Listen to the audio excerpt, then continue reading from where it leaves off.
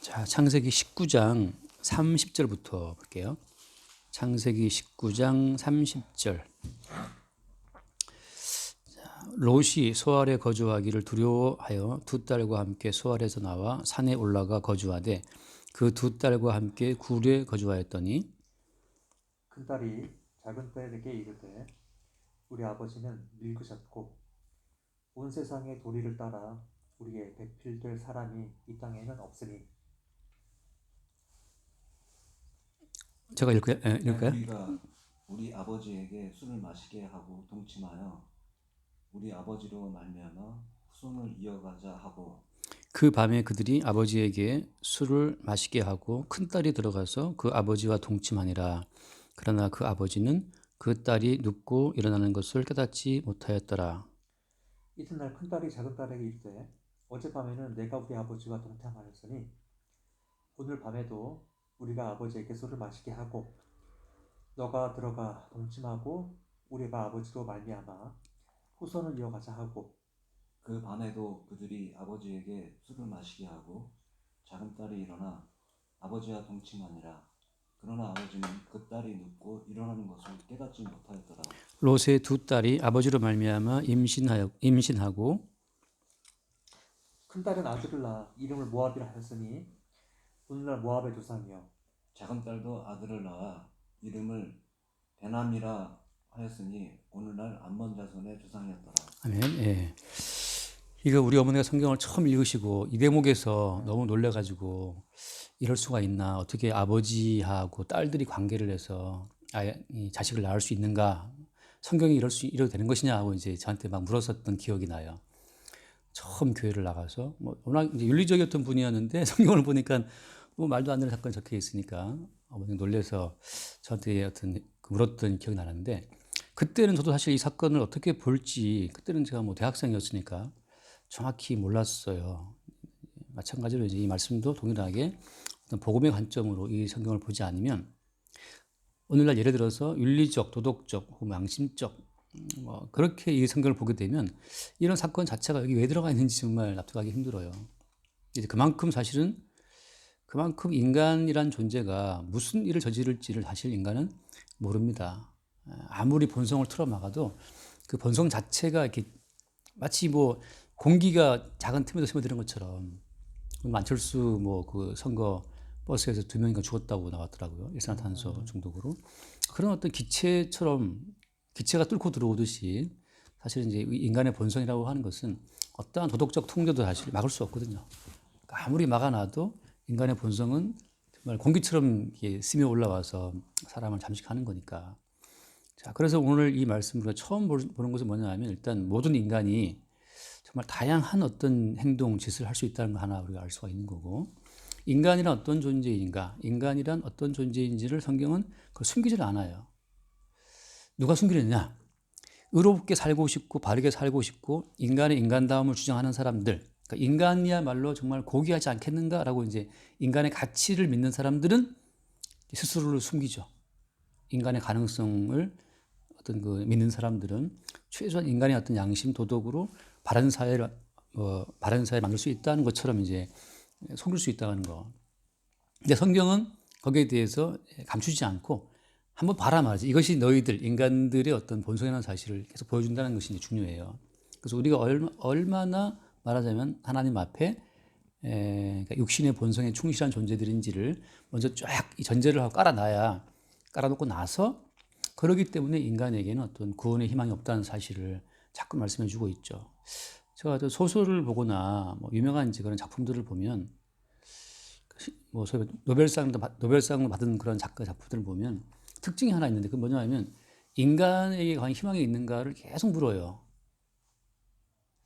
덮어놓고 이제 팝콘 영화처럼 말이죠. 팝콘 무비처럼 그런 영화를 보면 밝고 되게 희망차지만, 실제 인간의 본성, 인류의 어떤 본성을 깊이 있게 탐구해 들어가면 과연 인간 속에 희망이 있나? 그런 것들이 이제 작품으로 나오는 거죠. 그런 작품에 사람들이 이제 가치를 부여하고, 이만큼 이렇게까지 인간 본성을 탐구해 들어가는 그런 작품이 요즘 별로 없거든요. 재미없기 때문에. 근데 그 인간의 본성, 인류의 본성을 탐구해 들어간 그 작가들의 마지막 종착점이 어디냐 하면은 사실 희망 없음이에요. 희망을 탐구하는 희망이 없어. 그래서 해밍웨이도 자살하잖아요. 해밍웨이가 자살하는 그 이유도 마찬가지죠. 더 이상 인류에게 희망이 없으니까. 더 살아봐야 희망이 없어요. 그러니까 스스로 이제 총구를 겨눠서 이제 자기가 자살하고 그러는 건데, 성경도 마찬가지. 성경이라고 하는 건 더 아주 원초적으로 인간의 실상을 쫙 까발린다고 하는 거죠. 자, 그것이 이제 그 하나의 전제가 되는 거고, 오늘 특별히 이 사건 자체가 의미가 있는 건 뭐냐 하면, 지금 어떤 사건을 거쳐왔죠, 이 사람들이? 그 지난주에 소돔성에 엄청난 유황불이 떨어져 갖고 유황불로 그 싹 지금 불태워서 심판이 끝난 상태잖아요. 그죠? 그 소돔성에 어마어마한 유황불로 불심판을 다 해버린 상태, 그 끔찍한 불심판 가운데에서 지금 구원을 받아 나왔단 말이죠. 오직 롯의 식구만. 하나님이 소돔성을 불로 다 불태우시고 그 식구들을 끄집어내실 때 또 어땠어요? 롯의 와이프는 돌아보다가 소금기둥 돼버렸잖아요. 손기둥으로. 그것도 하나의 인간의 본성을 보여주는 거고, 근데 그 무시무시한 심판을 거쳐 나온 쉽게 말하면 구원받았다라고 여겨지는 롯과 그 두 딸 사이에 이런 일이 벌어지고 있다고 하는 거죠. 자, 그러면 롯과 두 딸은 구원된 거 맞을까요? 롯과 그 두 딸은 구원받은 거 맞을까? 구원받은 사람들이 이런 일을 저지를 수 있을까요? 그래서 이제 많은 분들이 또 어떤 의문을 제기하는 거예요. 과연 롯과 두 딸은 구원받은 사람들이 맞나? 구원받은 사람이 맞다면 어떻게 이런 일을 할 수가 있지? 부터 해서 여러 가지 이제 어떤 가설이 나오고 있는데, 일단 마찬가지입니다. 하나님의 구원은 계속해서 어떤 분리작업을 한다고 하는 거. 그러니까 롯의 식구가 나올 때 누가 돌아봤어요? 롯의 부인 돌아보고 성경됐죠. 탈락됐죠, 한번. 또 나와서 롯 두 딸이 또 이런 일을 함으로 말미암아서 롯 두 딸도 뭐 결론적으로 봤을 때는 이제 구원받지 못했다고 이제 보는 것이 더 합당한데, 그러니까 처음에는 롯의 사이들 탈락, 그다음에 롯의 부인 탈락, 롯 두 딸 탈락, 로만 남아요 결국은. 그래서 계속해서 어떤 구원받았다라고 생각되는 집단에서 이렇게 분리되는 작업이 벌어지면서 어떤 인간도 내가 구원되었다라고 하는 그 구원을 소유한다고 하는 것은 아니라고 하는 거예요. 하나님의 구원은 인간이 소유하는 목적으로 주신 게 아니에요. 그러니까 이제 흔히 말하는 구원파가 있잖아요. 구원파. 나는 구원받았다.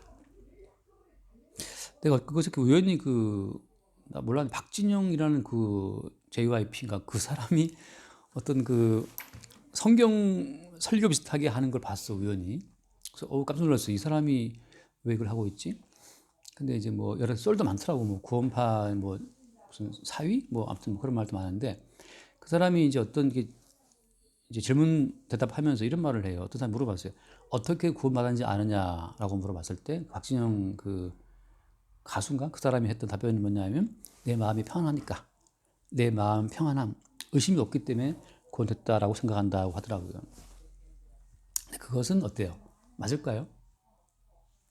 구원되었나 안 되었나를 내 마음속에 어떤 평안, 의심 없는 평안으로 확증할 수 있을까요? 그렇지가 않다는 것을 제가 여러 번 이제 말씀드리고 있는데, 그래서 구원파가 문제라고 하는 게 구원을 내 것으로 소유를 하려고 하거든요. 그래서 나는 구원받았다, 나는 구원된 사람이다 라고 이제 자기 자신을 구원받은 사람으로 확증을 지으려고 어떤 자기 내부에서 어떤 근거를 찾아요. 내 속에 의심이 없어, 내 속에 평안이 있어, 기쁨이 있어, 그런 걸로 이제 구원의 증거를 삼는 거죠. 근데 구원의 증거가 내 안에 있다는 자체가 이게 문제가 돼요. 구원은 소유하는 것이 아니고 오히려 주님의 구원에 우리가 휘말리는 거거든요. 지금 이제 다 맞지만 아직 롯이 소돔성을 떠나올 때 롯의 마음에 어떤 평안이 있었습니까? 우리가 쭉 봤다시피 롯은 굉장히 두려워하고 불안해하고 머뭇거렸어요. 천사가 와서 끌어내가잖아요. 그래서 롯의 마음속에 어떤 담대함, 뭐 평안함, 뭐 기쁨, 나는 구원되었네, 그런 거 없어요. 롯은 불안한 가운데 정말 엄청난 혼란과 혼돈 가운데 천사의 손에 끌려 나왔을 뿐이야. 그 와중에 자기 부인은 돌아보고 손구덩이 돼버리고. 그래서 얼마나 말하자면 스트레스가 심했더라면 어떻게 뭐 했는지 모르겠지만 술을 구해서 이 술을 지금 마시고 완전히 맛이 가버렸단 말이죠. 자, 구원됐다 안 됐다라고 하는 것은 내 속에서 내가 소유하는 것이 아니고 내가 불안하든 내가 머뭇거리든 내가 의심이 있든 상관없어요. 구원하실 자를 구원하시는 주님의 그 언약을 믿는 거예요. 주의 말씀을. 그러니까 주님께서 그 창세전 그리스도 안에서 택했다라고 말씀하시고 나는 택한 자를 반드시 구원하신다. 그래서 요한복음 6장에 하신 말씀 있죠. 거기서 무슨 말씀? 요한복음 6장에서 한번 읽고 넘어. 요한복음 6장 그 39절 말씀에 보면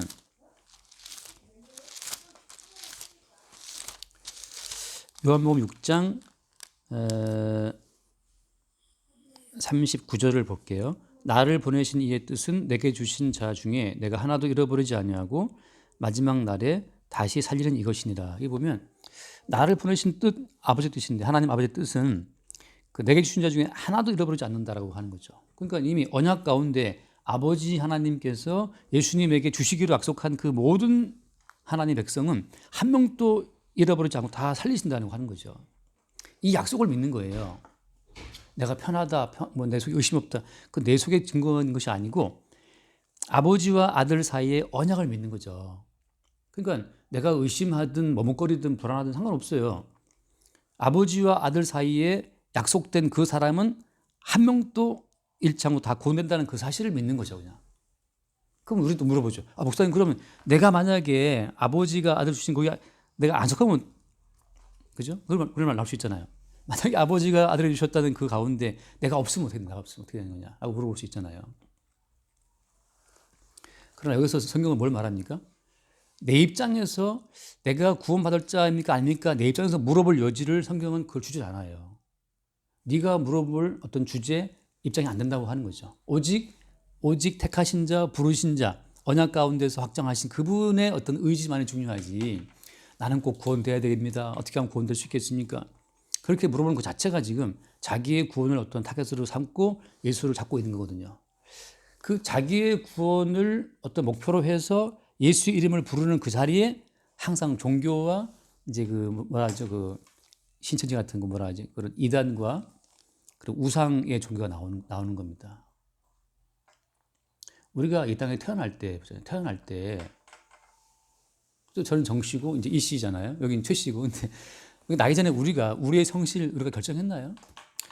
나 태어나 보니까 이씨 집안에 태어났네. 저도 뭐 태어나 보니까 정씨 집안에 태어난 거죠. 우리가 정한 것이 아무것도 없어요. 마치 그런 것처럼 구원도 우리의 의지를 넘어선 우리의 존재가 있기 전, 우리의 어떤 행함이 있기 전에 언약 가운데 이루어진 일이 지금 드러나는 것뿐이지. 우리가 뭘 뒤늦게 이제 나는 믿어야 되겠습니다. 나는 성실을 바꾸고 싶어요. 하나님 하시로. 뭐 그런 어떤 분은 나는 예수님 예시로 바꾼다 그러는데 그 자체가 이미 생명이라고 하는 원칙에 위배되는 겁니다.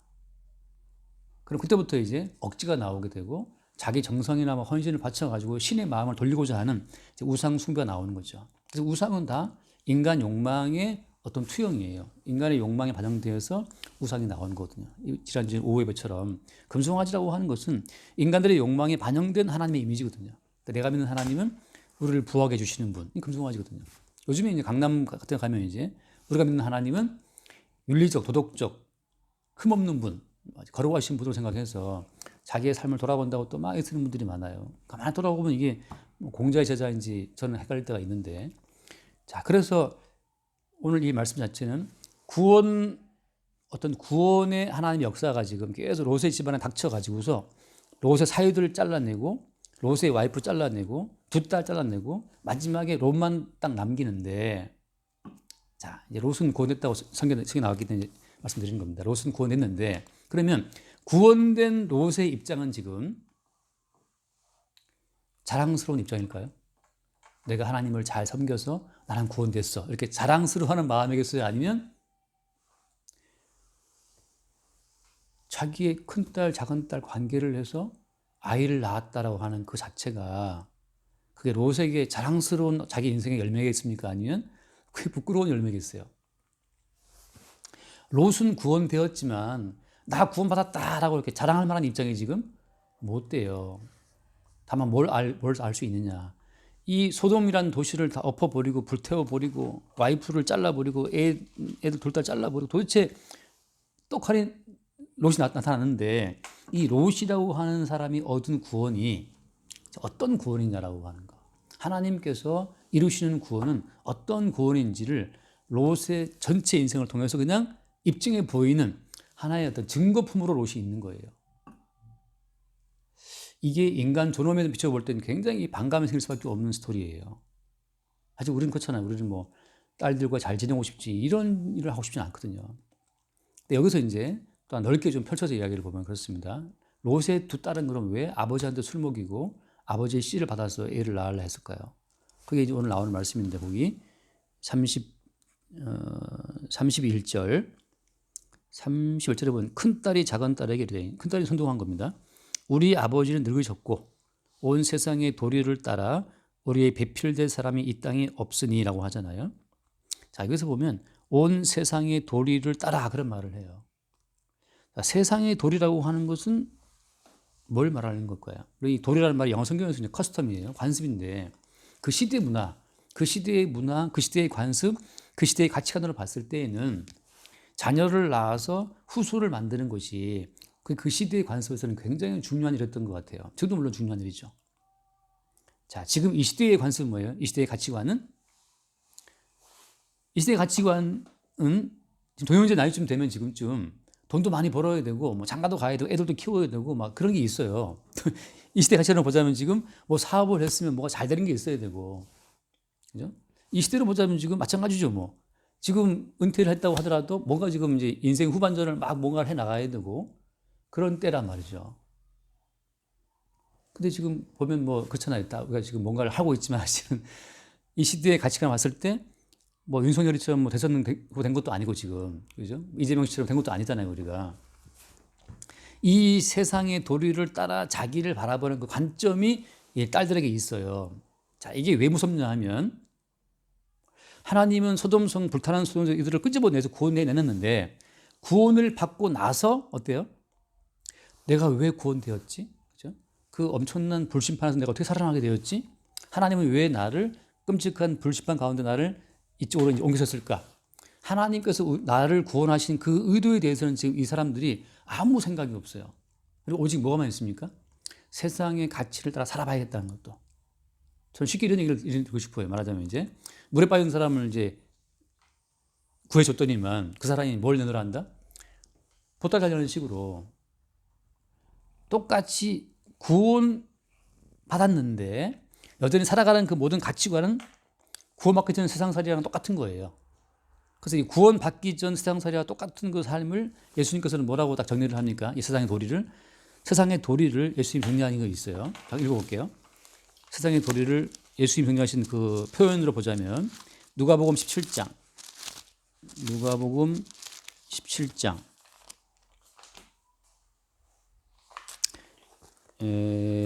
자, 28절 말씀 볼까요? 누가복음 17장 28절.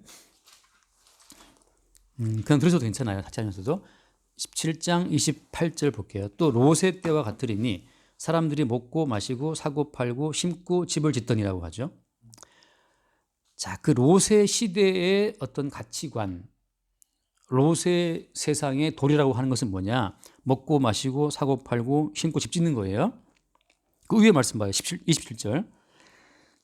26절. 노아의 때 된 것 같으니 인자의 때에도 그러하리라. 노아가 방주에 들어가던 날까지 사람들이 먹고 마시고 장가들고 시집가더니 홍수가 나서 그들을 다 멸망시켰다. 그 다음에 29절 말씀에서는 롯이 소돔에서 나가는 날에 하늘로부터 불과 유황이 벼롯하여 그들을 다 멸망시켰다. 그러니까 노아의 때나 롯의 때 같은 특징이 뭐냐 하면 다 사람들이 세상의 도리에 정신 빠져 있는 거예요. 그 세상의 도리라는 것은 무엇이냐? 먹고 마시고 장가가고 시집가고 사고 팔고 심고 집 짓는 것. 이게 모든 인간사의 전부 다입니다. 지금 사람들이 지금 어떻게 사람 평가해요? 최동훈 씨 지금 뭐 돈 얼마나 모아놨습니까? 집은 있습니까? 뭘 팔고 있습니까? 장가는 갔습니까? 이 사람을 보고 평가할 때 묻는 그 평가 모든 기준이 지금 이 노아의 시대나 롯의 시대와 똑같은 것만 지금 계속 물어봐요, 사람들이. 저한테는 뭘 물어보겠어요? 교회 몇 명이냐? 뭐 목사님 뭐 저기 집은 있습니까? 뭐 교회 건물은 지어진 겁니까? 내가 유튜브로 이걸 보다 보니까 이제 그럼 이 구글에서 이제 해화동 교회를 검색을 많이 하나 봐요. 그래서 지난달에도 해화동 교회 뭐 1,000건 넘게 검색했다고 그 구글에서 이제 연락이 왔어요. 제 이메일로. 해화동 교회는 뭐 1,000건 넘게 검색이 됐다 이달에. 그래서 근데 내가 지금 올려놨던 그 사진은 요 앞에는 이제 수전집에 같이 붙은 간판 그거 하나 올려놨거든. 사진 올라져 있고. 근데 아마 사람들이 보면 좀 이상하게 생각할 수 있을 것 같아. 뭔가 유튜브에 올라오는 것하고 그 간판은 너무 좀 작으니까 말하자면. 그게 약간 한번 재밌는 거예요. 사람들은 이 간판을 보고 뭘 생각할까. 그래서 오수선 그다음에 해화동 교회 있잖아요. 그래서 어떤 사람들이 뭐 오수선은 파리사에 영혼수선은 해화동 교회 이렇게 댓글 달아놨더라고. 너무 재밌게 봤는 그 댓글을 재밌게 봤는데 사람들이 사람을 볼 때 평가하는 그 내용은 뭘 먹느냐, 뭘 마시느냐, 와인 마셔, 막걸리 마셔, 소주 마셔, 뭐 이렇부터 해서 우리가 먹는 거, 뭐 스테이크를 잘라 먹냐, 아니면 뭐 진짜 하루하루 근근히 먹고 사느냐, 뭐 먹고 사는 문제예요 다. 자, 똑같이 지금 로세 딸들은 세상의 도리를 따라 우리의 배필이 없다. 후손을 낳자. 도대체 이 장가가고 시집가는 거, 장가가고 시집가서 후손 낳는 거기에 지금 정신이 팔려 있는 거예요. 자, 이게 왜 중요하냐 하면 제가 예수를 믿었다는 분들을 많이 만나보잖아요. 교회 속에 있으니까. 근데 예수를 믿고 집사가 되고 장로가 되었다 하더라도 그들이 추구하는 건 똑같아요. 예수를 믿었기 때문에 이제 더 좋은 걸 먹고 더 좋은 걸 마시고 더 좋게 장가가고 더 좋은 데 시집가고 예수 믿고 나서 그 추구하는 건 똑같다는 거죠. 세상의 도를 따라가더라고.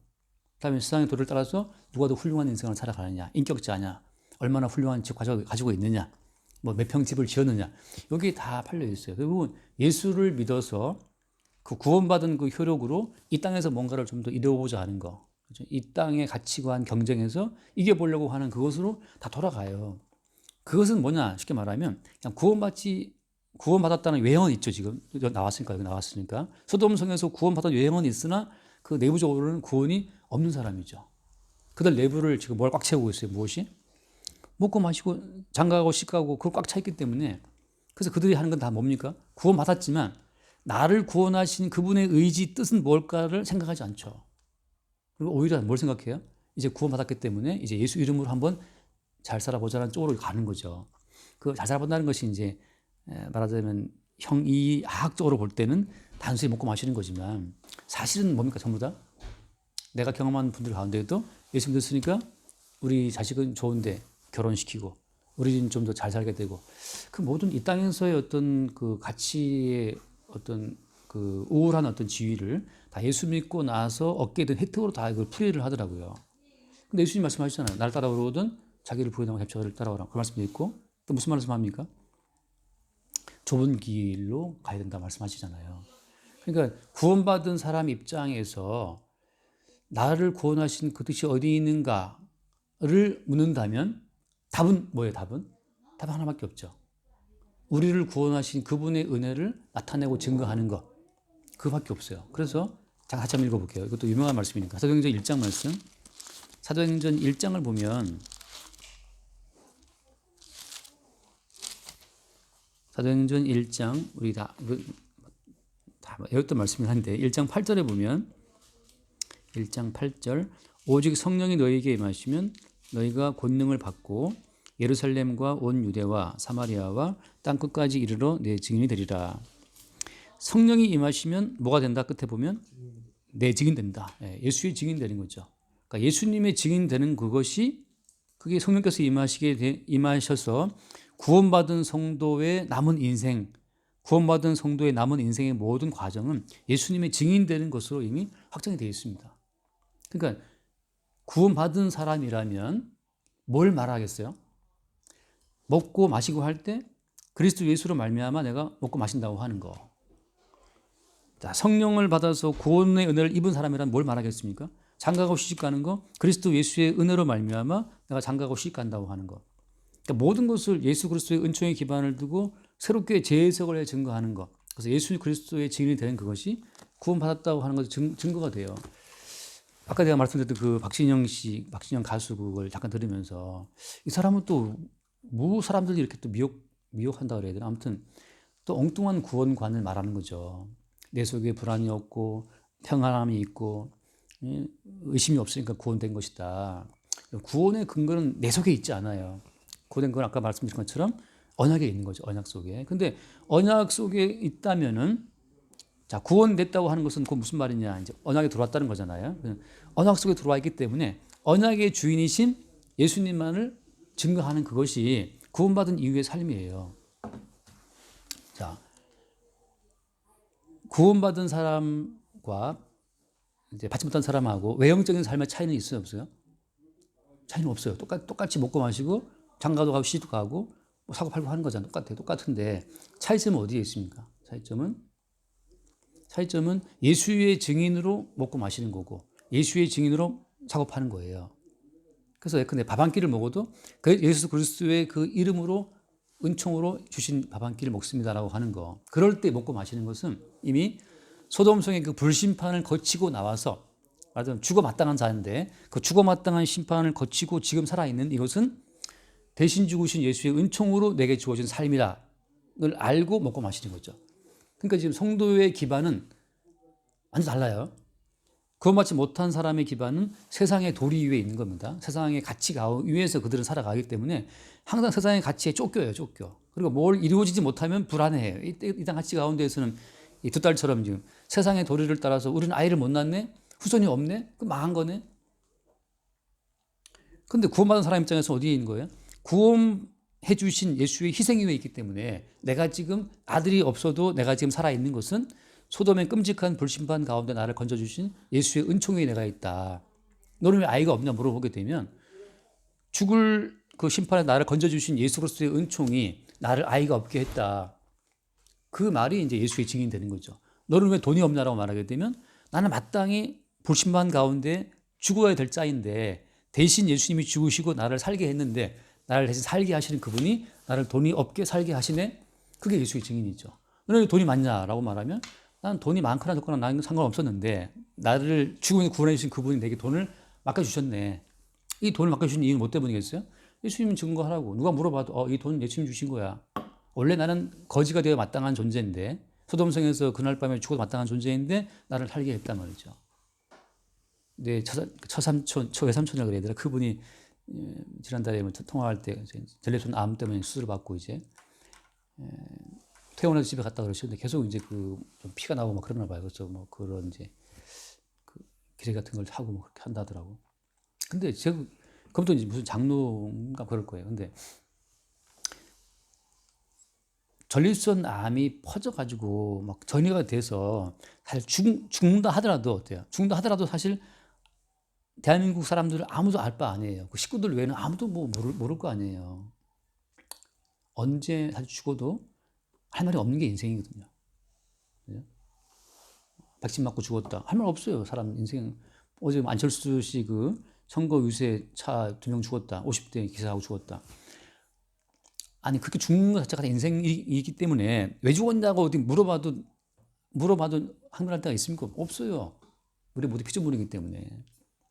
그래서 우리 모두는 다 사실은 진작에 죽어도 이상 없는 자들인데 지금 단지 뭘 아냐 하면 대신 십자가에 죽으신 그 예수님의 은혜로 내가 지금 살고 있다는 것을 지금 보고 있는 것이고 그 대신 죽으신 예수의 은총 위에 내 인생이 있다는 것 요거 하나 아는 것이 그게 구원받은 성도와 세상의 도리 위에 선 사람하고의 차이점이에요. 그러니까 구원받은 성도는 예수님의 은총에 있다 하더라도 때로는 뭐 화도 나고 열도 받고 뭐 때로는 불안하고 의심스럽고 막 혼란스러운 삶을 살죠. 그렇지만 이미 삶의 기반이 예수님의 구원이 올라가 있기 때문에 이대로 살다가 망해도 어디 안에 있는 겁니까? 예수님께서 이루신 구속이 있기 때문에 거기에 대한 담대함이 있는 거죠. 어떤 분이 저랑 통화하다 물어봐요. 목사님 뭐 힘들지 않냐, 뭐 괴롭지 않느냐. 근데 이거 분명해요. 엄청 괴롭지만 엄청 행복합니다. 괴로운 건 몸이 있기 때문에 괴로운 거지만 행복이란 뭐냐면 진리를 아는 어떤 그 자유함, 진리를 아는 그 담대함, 나의 어떤 처지와 상관없이 내가 뭐 불안해하고 염려하고 상관없이 주님의 구원은 흔들리지 않는 구원 이외에 있다는 그 행복감이 있고 근데 인생은 또 괴로운 거잖아요. 그러니까 괴롭지만 나는 행복하다. 윤동주의 시가 하는 십자가라는 시가 있어요. 십자가의 시라는 구절 가운데 나오는 게 그런 얘기 나옵니다. 괴로운 사나이 행복한 예수 그리스도 그런 표현이 나오거든요. 엄청 예수님은 괴로운 인생을 살았지만 예수님이 그 괴로운 인생을 살았다고 예수님이 불행하냐 뭐 괴롭냐 예수님은 아니거든요. 예수님은 괴로운 인생을 살았지만 가는 길이 명확했고 아버지 언약 가운데 십자가에 주는 길로 갔고 우리의 죄를 감당하시는 길을 갔기 때문에 예수님은 가는 길이 뭐 흔들림이 없죠. 다만 육체의 고통은 너무나 극심했죠. 아버지께 벌받는 결혼도 있었고. 그러니까 마찬가지로 구원받은 성도의 인생이라고 하는 것은 괴롭지만 행복한 겁니다. 진리를 이미 진리 가운데 들어와 있다라고 하는 그 자유함이 있기 때문에. 그래서 세상의 도리를 따라서는 실패한 자가처럼 보이고 아이고 저 나이에 진짜 이제 인생 뭐 늦었네부터 해서 뭐 말을 들을 수 있고 이러는 것이 뭐가 있냐 말을 들을 수도 있지만 그리스도 예수의 구원의 은총이 있다고 하는 그것이 자유를 주고 담대함을 주는 거죠. 그렇지 않다면 롯의 두 딸처럼 우리도 세상의 도리를 따라 뭔가를 해야 돼. 돈도 벌어야 되고 말이지. 장가도 가야 되고 애도 낳아야 되고 키워야 되고 말이지. 집도 노후도 마련해야 되고 이 불안함 때문에 무슨 일을 저지르는 거예요? 아버지하고도 관계를 갖게 되는 이 상황까지 가는 거예요. 세상의 어떤 도리 앞에 좀 자기의 존재감을 드러내기 위해서 내 존재감을 이어가기 위해서 이런 일을 벌인다고 하는 거죠. 그러나 이미 구원된 사람 입장에서는 예수와 함께 죽은 자들이기 때문에 더 이상 개인적인 삶의 어떤 여지는 날아갔다는 거. 그래서 그게 참 저한테는 굉장히 자유로움이에요. 내가 만들어 가야 될 내 인생은 이미 있다 없다? 없는 거죠. 최동혁이가 만들어갈 최동의 인생은 이미 끝났어요, 이제. 그러니까 뭐 돈을 많이 벌든 돈을 적게 벌든 까먹든 뭐 아니면 떼돈을 벌든 그게 이미 우리 소관이 아닌 거죠. 그럼 왜 살고 있는 겁니까? 예수님이 자기를 나타내고 증거하라고 우리를 살게 하시는 거예요. 가난하면 가난한 대로 돈이 있으면 돈이 있는 대로 그냥 예수 그리스도를 나타내고 증거하는 증언을 살면 그것이 성도에게는 행복이죠. 그래서 그런 행복이 있다. 그런 자유함이 있다, 나에게는. 단지 사는 게 괴로운 건 맞다, 괴로운 거는. 근데 그 괴로움이 그 진리가 주는 그 자유함 자체를 덮지 못하죠. 만약에 그 괴로움이 이 세상의 도리로 인한 괴로움이라면 나도 뭔가를 했겠지. 그렇지 않다는 거죠. 그래서 끝까지 어떤 구원의 어떤 진가는 드러나요. 드러나면서 세상의 가치에 물든 것들을 잘라내면서 결국은 예수님의 은총만 딱 남긴다고 하는 거죠. 내가 구원된 것은 내가 자잘하도 아니고 전적인 주의 은혜로만 내가 구원된 것이다. 이것만 남기고 나머지 요소들은 뭐 가족이다 잘라버려요. 아내다 잘라버리고 두 딸이다 다 제거해버리고 오직 구원하시는 주님의 의지만 딱 남는 거죠. 그게 이제 구원의 과정이에요. 여기까지만 합시다. 10분 넘었으니까. 자, 기도를 할까요? 오늘 제가 기도가 할까요? 네. 하나님 아버지 감사합니다. 세상의 도리에 붙들린 이 두 딸이 구원의 큰 은혜를 입었음에도 불구하고 전혀 그 구원의 은혜가 내부에 스며들지를 못하고 세상의 가치관에 붙들려서 이러한 행위들을 하는 것을 우리가 보게 됩니다. 주님, 우리가 구원된 자들은 이미 예수님과 함께 십자가에 죽은 자들이라 말씀해 주셨사오니 우리가 이미 우리로 살아가는 세상의 산물로서의 우리는 이미 죽은 자임을 알게 하시고 지금 우리를 살게 하시는 그리스도 예수의 십자가의 은총만 나타내고 증거하는 그 증인으로 살게 하여 주옵소서. 우리 주 예수 이름으로 기도드립니다. 아멘. 기도하겠습니다.